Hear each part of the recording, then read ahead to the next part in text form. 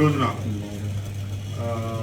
గడిచిన కొన్ని రోజులుగా జరుగుతున్న పరిణామాలలో భాగంగా మైలవరం నియోజకవర్గానికి వైఎస్ఆర్ కాంగ్రెస్ పార్టీ తరఫున ముఖ్యమంత్రి గారు కొత్త సమన్వయకర్తని నిర్ణయించి ప్రకటించినందున శ్రేణులు గత 6 సంవత్సరాల నుంచి నాతో పాటు పనిచేసిన వాళ్ళు ఈరోజు మన ఎమ్మెల్యే గారి భవిష్యత్తు ఏంటి అని చెప్పి వాళ్ళు ఆలోచనలో ఉన్నారు కాబట్టి వారికి కొంత క్లారిటీ ఇవ్వడం కోసం నేను ఈరోజు ఆత్మీయ సమావేశం ఏర్పాటు చేయడం జరిగింది. ముందుగా నాకు ఈ 6 సంవత్సరాలకు సహకరించినటువంటి మైలవరం నియోజకవర్గ ప్రజానీకం మొత్తానికి కూడా నా హృదయపూర్వక ధన్యవాదాలు. అలాగే పత్రికా సోదరులు ఎవరైతే ఈ నియోజకవర్గంలో జరుగుతున్నటువంటి కొన్ని సంఘటనల్ని యథాతథంగా ఎప్పటికప్పటికి ప్రజల దృష్టికి తీసుకెళ్తా ఉన్నారో ఆ పత్రికా సోదరులందరూ కూడా నా ధన్యవాదాలు. నేను క్రమశిక్షణ కలిగినటువంటి ఒక నాయకుడిగా గడిచిన 6 సంవత్సరాలుగా వైఎస్ఆర్ కాంగ్రెస్ పార్టీలో పనిచేస్తూ నేను రోజు ఇక్కడ ఐతవరం నుంచి బయలుదేరి మైలవరం ఎట్లా వెళ్తాను, మైలవరం నుంచి పెడవెళ్ళే నాయకుడు నన్ను అక్కడ గడిచిన 2.5 సంవత్సరాల నుంచి ఇబ్బందులు పెడతా ఉంటే అది నిరంతరం నేను పార్టీ దృష్టిలో పెడతా ఉన్నాను. పత్రికల్లో వస్తూ ఉంది, మీడియాలో అన్ని రకాలుగా సోషల్ మీడియాలో కూడా వస్తూ ఉంది.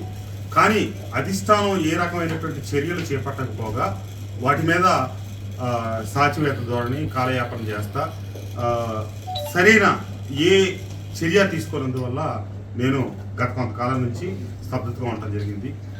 నేను రాష్ట్రంలో అందరి సంగతి నాకు తెలియదు, కానీ కోవిడ్ టైంలో కూడా నా నియోజకవర్గంలో నుండి నా ఇంట్లో వృద్ధాప్యలో ఉన్నటువంటి నా తల్లిదండ్రులు ఉంటే కూడా నేను భయపడకుండా లాక్డౌన్ పీరియడ్ అన్ని రోజులు నేను నియోజకవర్గంలో ప్రజలతో కలిసి పనిచేస్తా పార్టీ పటిష్టత కోసం.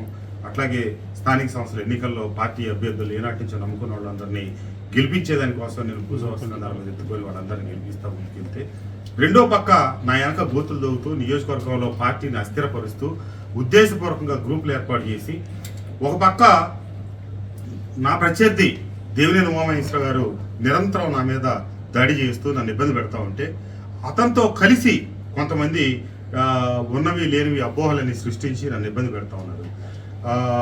నేను VTPS బూడిద వ్యవహారం కావచ్చు, కొత్తూరు తాడేపల్లి పరిసర ప్రాంతాల్లో జరుగుతున్నటువంటి మట్టి వ్యవహారం కావచ్చు CMO దృష్టి తీసుకెళ్లాను. నేను అటు కలెక్టర్ గారికి కంప్లైంట్లు పెట్టాను. నా ప్రమేయం లేకుండానే గడిచిన 2 సంవత్సరాల్లో కొత్తూరు తాడేపల్లి నుంచి దాదాపుగా 1,00,000 లారీల పైచీలకు మట్టి తరలిపోతా ఉంది రోజు. దాంట్లో వాస్తవం ప్రతిపక్ష నాయకులకు తెలుసు, కానీ కావాలని నా మీదే బురద జల్తా నిందలు మోపుతా నడుస్తూ వచ్చారు. నేషనల్ గ్రీన్ ట్రిబ్యునల్ 3 సార్లు ఇస్తే కూడా అక్కడ వాళ్ళకి సహకరించకుండా వాళ్ళని ఇబ్బందులు పెడతా నిజాలు నిగ్గుదేల్చకుండా ఉంటే నేను ఇసుక పాలసీ పెట్టినప్పుడు ముఖ్యమంత్రి గారిని స్వయంగా కలిసి చెప్పాను, అన్న మనం తీసుకొచ్చిన ఈ ఇసుక పాలసీలో చాలా ఇబ్బందికరమైన పరిస్థితులు ఉన్నాయి. ఎందుకంటే మిగతా ప్రాంతాల సంగతి తెలియదు, నా నియోజకవర్గానికి వచ్చేటప్పటికి కృష్ణానది పరివాహక ప్రాంతం ఏట్లో ఊర్లో ఏరులాగా కలగలిసిపోయి ఉన్నటువంటి గ్రామాలు చాలా ఉన్నాయి. వాళ్ళు డీడీలు తీసుకొని డీడీలు సమర్పించి ఇసుక ఎక్కడో స్టాక్ పాయింట్ నుంచి తెచ్చుకోవాలంటే అది అయ్యే పని కాదన్న అంటే ఆయన వెంటనే ఏం చెప్పారంటే, నేను ఒక నిర్ణయం తీసుకున్నాను, మీరందరూ దానికి కట్టుబడి ఉండండి, అక్కడ జాగ్రత్తగా చేపించండి, కొద్ది రోజుల తర్వాత అదే కుదురుకుంటుంది, అదే సర్దుకుంటుంది అని చెప్పారు. కానీ వారు తీసుకున్న ఆ నిర్ణయం వల్ల రాష్ట్రంలో ఉన్నటువంటి పేద ప్రజలు బడుగు ప్రజల మీద చాలా భారం పట్టడం, చాలా అవస్థ పట్టడం, వాళ్ళకి సకాలంలో ఇసుక లభ్యత కానందువల్ల అట్లాగే ప్రతిపక్షాలు నిరంతరం ప్రభుత్వాన్ని స్థానికంగా ఉండేటువంటి శాసనసభ్యుల్ని విమర్శించేదానికి ఆస్కారం కల్పించేటువంటి విధానాన్ని తీసుకొచ్చింది ముఖ్యమంత్రి గారు. దాంట్లో శాసనసభ్యులు అయితే మేము 151 మంది ఉండొచ్చాము, కానీ కౌరవులు 101 మంది ఉంటే మేము దానికంటే అదనంగా ఇంకొక 50 మంది ఉన్నాం. కానీ దాంట్లో మా పాత్ర ఏముంది? ఈ రోజున మంచి చేస్తే పాండవులు అవుతాం, చెడు చేస్తే కౌరవులు అవుతాం. రాష్ట్రంలో ఈ రోజున సీట్లు వాళ్ళ స్థానాలు చాలా మందికి ట్రాన్స్ఫర్లు అయినాయి, చాలా మందికి తీసేశారు. కానీ నాకు పిలిచి స్వయంగా ముఖ్యమంత్రి గారే నువ్వే మైలవరం నుంచి పోటీ చేస్తావంటే కూడా నేను పోటీ చేయడానికి ఇష్టపడకపోవడానికి ప్రధానమైన కారణాలు ఏంటంటే రాజధాని మార్పు. రాజధాని ఇక్కడే ఉంటుంది అని రాజశేఖర రెడ్డి గారు మాట తప్పరు మడమ తిప్పని వ్యక్తి కాబట్టి జగన్మోహన్ రెడ్డి గారు కూడా మాట తప్పరు మడమ తిప్పరు అని చెప్పి నేను భావించాను. సాంప్రదాయ రాజకీయాలకి తెరదించిన పరిస్థితి ఈ గత 5 సంవత్సరాలు బట్టి. ఎందుకంటే గడిచిన కొన్ని దశాబ్దాలుగా ప్రతి జిల్లాలో ఒక అవగాహన, ఒక అంచనా ఉంటుంది. ఎవరికి ఏం వస్తాయి, ఎవరికి ఏం జరుగుతుంది. వాటన్నిటికీ భిన్నంగా సీనియర్ శాసనసభ్యులైనటువంటి పార్థసారథి గారిని పక్కన పెట్టడం, స్థాయి లేని వాళ్ళకో లేదా అర్హత లేని వాళ్ళకో తీసుకొచ్చి ఈ రోజున మంత్రి పదవులు కట్టబెట్టడం, వాళ్ళ ద్వారా ఈరోజు జిల్లా పార్టీ మొత్తం నిర్వీర్యం కావటం. మంత్రి పదవులు ఇస్తే ఆ మంత్రి పదవులు తీసుకున్న వాళ్ళు అందరినీ కలుపుకొని అన్ని నియోజకవర్గాల్లో పార్టీని బలోపేతం చేసుకుంటూ ముందుకు సాగాల్సిన వ్యక్తులు పార్టీని నిర్వీర్యం చేసుకుంటా, పార్టీని బలహీనపరుచుకుంటా, గ్రూపులు పెంచి పోషిస్తూ ఉంటే పైనుంచి వాళ్ళు ప్రేక్షక పాత్ర పోషించారో చెప్తే నిర్దిష్టమైన చర్యలు తీసుకోలేకపోవడం జరుగుతుంది. అట్లాగే 2 సంవత్సరాల ముందు నుంచే ఏ రకమైనటువంటి వ్యవహారం లేకుండా ఒక పనిగా పెట్టుకొని శారద గారు ఉండడు, వెళ్ళిపోతాడు, కృష్ణప్రసాద్ పోటీ చేయడు, నేను వెళ్ళిపోతానని కాదు పోటీ చేయడు అనే రకమైనటువంటి ప్రచారాలు ఉద్దేశపూర్వకంగా ఈ జిల్లాలో వర్గాలు గ్రూపులుగా ఏర్పడిన వాళ్లే బయటికి తీసి ఆ పరిస్థితి అటు శారద గారికి గెలిపించారు.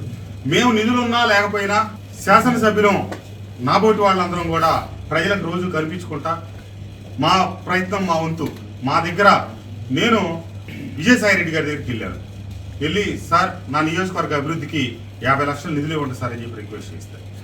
ఆయన మీరు వెళ్ళి ముఖ్యమంత్రి గారితో ఒక ఇనిషియల్ ఇన్సూరెన్స్ నేను ఇస్తానని చెప్పి చెప్పాను. నేను ఆనాటి తెలుగుదేశం ప్రతిపక్ష ఎంపీ అయిన కేసీఆర్ నాని గారికి ఫోన్ చేసి అడిగారు, సార్ ఇక్కడ ఏదో నాగులూరు గ్రామంలో కమ్యూనిటీ హాల్ కావాలని అడుగుతున్నారు, ఒక 50 లక్షలు ఇవ్వండి సార్. ఫోన్లో ఆయన చెప్పి 50 లక్షలు ఆయన ఎంపీ నిధులు నాకు ఇచ్చారు. అట్లాగే సుజనా చౌదరి గారి దగ్గరికి వెళ్ళి వారి పదవీ కాల చివరిలో అడిగితే 3 కోట్ల రూపాయల నిధులు ఎంత అప్పుడు ఉంటే నేను నిధులు కావాలని అడగగానే వారు 2.5 కోట్లు ఇచ్చారు. కనకమేడ రవీంద్ర కుమార్ గారు అడిగితే 50 లక్షలు ఇచ్చారు. ఈ రకంగా ప్రతిపక్షాల వాళ్ళు సహకరించారు తప్పితే స్వపక్షంలో ఉన్నవాళ్ళు ₹1 కూడా వాళ్ళ పరిస్థితి, ₹1 కూడా నన్ను అభివృద్ధికి అయినప్పటికీ కూడా అన్ని విభాగాల్లో మైలవరం నియోజకవర్గం ముందుండేట్టుగా చర్యలు తీసుకున్నాను. నా బాధ్యత నేను చేస్తా ఉన్నాను. నేను శాసనసభ్యుడిని అయిన తర్వాత తొలినాళ్ళలో నాకు ఒక ఇండస్ట్రీ కూడా ఉంది కాబట్టి నా స్పిన్నింగ్ ఇండస్ట్రీ, దానికి సంబంధించిన ఇన్సెంటివ్స్ లేక రాక ఆ పరిశ్రమకి, స్పిన్నింగ్ పరిశ్రమకి ఆ పరిశ్రమలన్నీ కుదేలవుతూ ఉంటే ఆ పరిశ్రమ నుంచి శాసనసభలో అడుగుపెట్టి నన్ను అక్కడ స్పిన్నింగ్ మిల్స్ అసోసియేషన్ వాళ్ళు ముఖ్యమంత్రి గారిని అడిగి నిధులు విడుదల చేయించమని చెప్పి అడిగితే నేను ముఖ్యమంత్రి గారికి వినతిపత్రాలు ఇచ్చాను.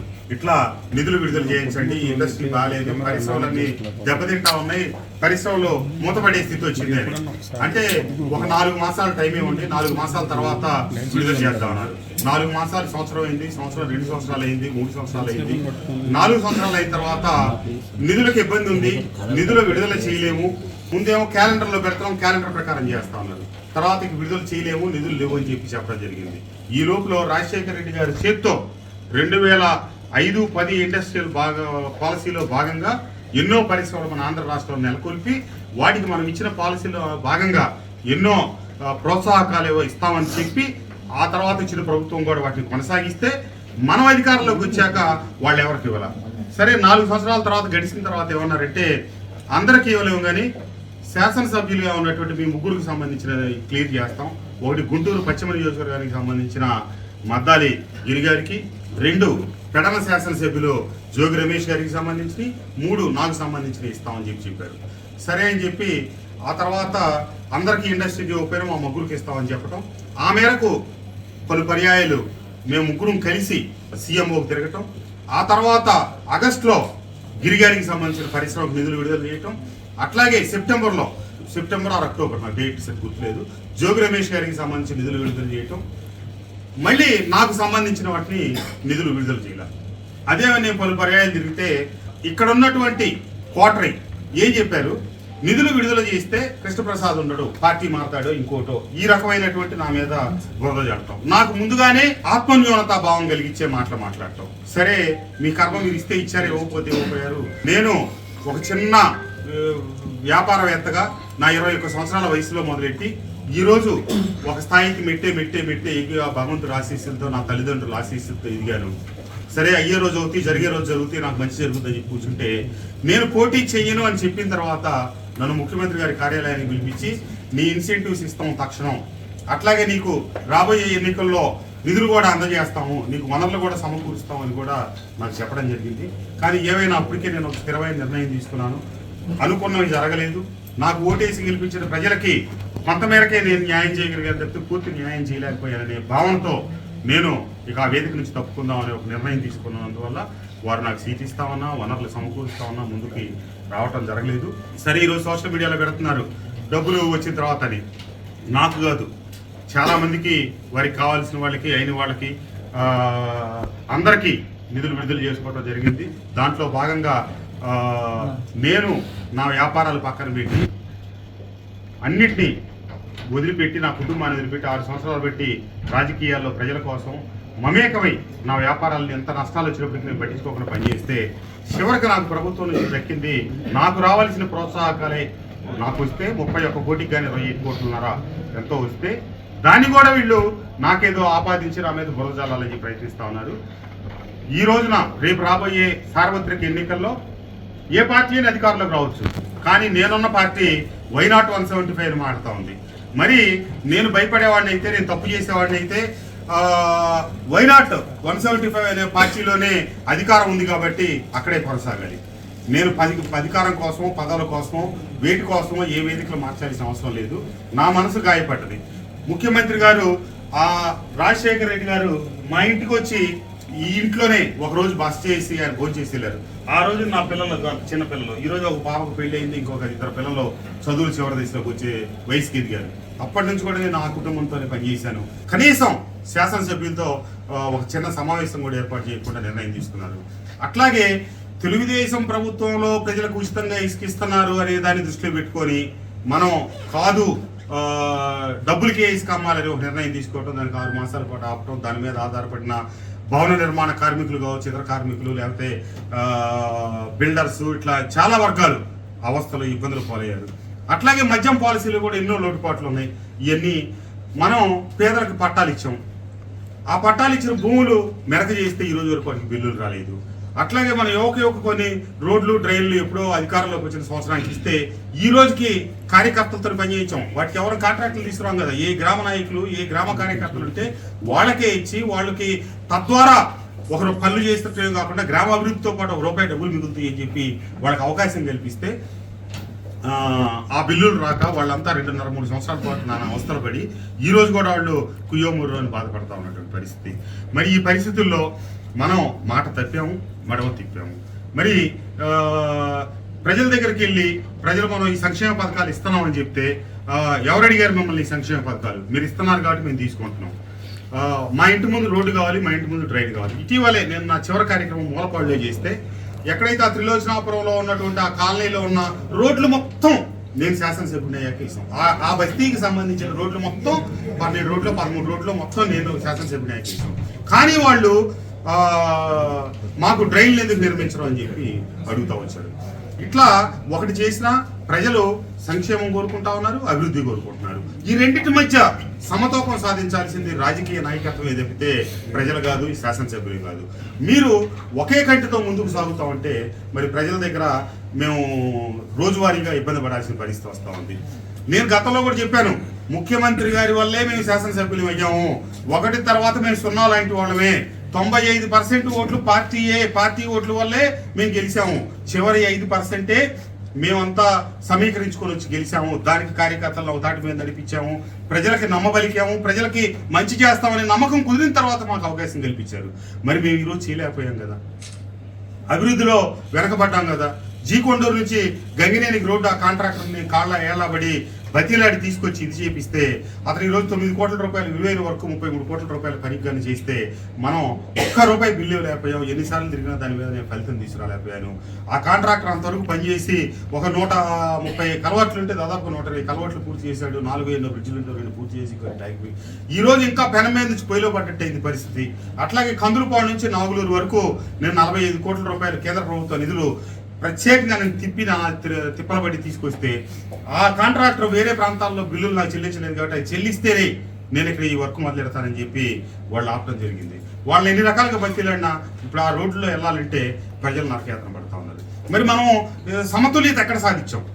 అటు సంక్షేమానికి ఇటు అభివృద్ధికి మధ్య ఇప్పుడు ఒక ఇంటికి వెళ్ళా, ఒక ఎస్సీ కాలనీకి వెళ్ళా, అక్కడ ఆ తల్లి అడిగింది, అయ్యా మీరు ఇచ్చే అమ్మ ఒడి లేకపోతే మీరు ఇచ్చే ఈ చేయూతలు ఇవన్నీ కాదయ్యా, నా బిడ్డకు ఒక ఉద్యోగం వస్తే నా కుటుంబం ఈ రెండింటి మీద ఆధారపడకుండా నా కాళ్ళ మీద నా బిడ్డ మీద నేను ఆధారపడతా కదా, నా బిడ్డ ఉద్యోగం చేసుకుంటుందని ఒక సంతోషం, ఆ అమ్మాయి భవిష్యత్తు బాగుపడుతుందని ఆనందంలో ఉంటాం, ఏది నా బిడ్డకు ఒక ఉద్యోగం ఇప్పించు, నాకు ఏమి వద్దు, నా అన్ని ఆపేసే అడిగింది తల్లి. నేనేం చెప్పగలిగే పరిస్థితి నా పరిశ్రమలు. ఇది ఒక శాసనసభ్యుడిగాను నేను ఎన్నో పర్యాయాలు చెప్పాను. మైలవరం శాసనసభ్యుడిగా, కృష్ణా జిల్లా వాసిగా అమరావతి ఇక్కడే ఉండాలని కోరుకున్నాను.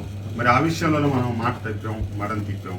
దానికి నిర్దిష్టమైనటువంటి విషయాలు ఎప్పుడు శాసనసభ్యులు కూర్చోబెట్టుకుని ప్రజాస్వామ్యం, మనది ప్రజాస్వామ్య దేశం, మనం ప్రజాస్వామ్యయుతంగా ముందుకు పోవాలి. కానీ మీరు వైనాట్ 175 అంటున్నారు చెప్తే దానికి తగ్గ నిర్దిష్టమైన చర్యలు. వైనాట్ 175 అనే మన నినాదం అసలు వాస్తవంగా తప్పు అని నేను అంటా ఉన్నా. అత్యధిక స్థానాలు గెలుచుకోవాలి, మెజార్టీ మార్కు దాటాలని మనం కోరుకోవాలి. కానీ వైనాట్ 175 అంటే మనం ప్రజాస్వామ్యాన్ని ఎక్కడ నమ్మాం? మనం